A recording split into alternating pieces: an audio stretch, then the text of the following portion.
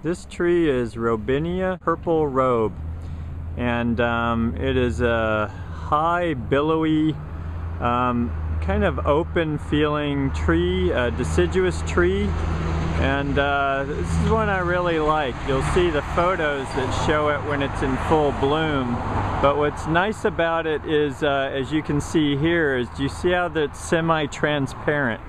It's not dense and heavy like a lot of trees, and that's what I really enjoy about this tree, is that it gives an openness to it with still having the structure that you want for a situation like you see here. Here it's been used as a median island tree, and I live in a town called Pleasanton in Northern California, and here they use this as the street tree downtown.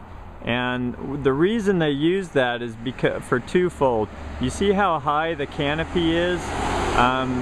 Vehicles and things can get underneath there, as well as signage for buildings. So at the same time, it gives you the presence of a tree, but it's a higher canopy and it doesn't feel like it's coming down on top of you. The branching structure is quite vertical, so again, this reaches a nice height in a hurry, by the way. These are very fast growing. I have one that reached 25 feet within 2 to 2.5 years.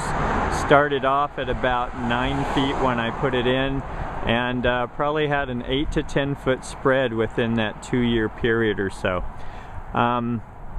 So like many fast-growing trees, though, the downside is that they can be weak-wooded.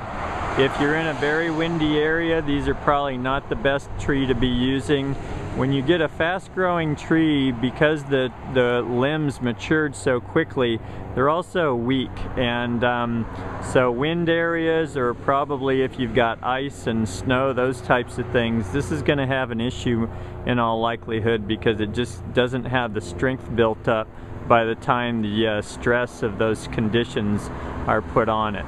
But where we are, these do quite well. They're very drought tolerant once they're established. One of the other downsides, though, with Robinias is that they can sucker. I don't see any doing that here, and this is probably about a 10-year-old tree you're looking at.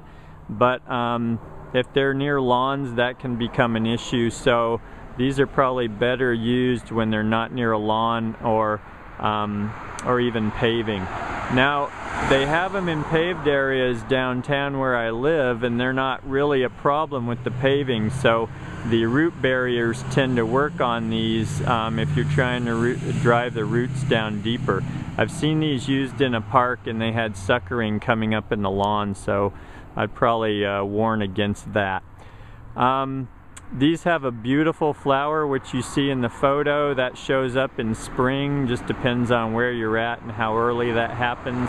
And the leaf is very interesting. It's a compound leaf, and when these shed in the fall and go deciduous, it's nice because they just don't really create a huge mess. The leaf mass for a tree this size is a lot less than a lot of bigger trees, like this sycamore that's right next to me.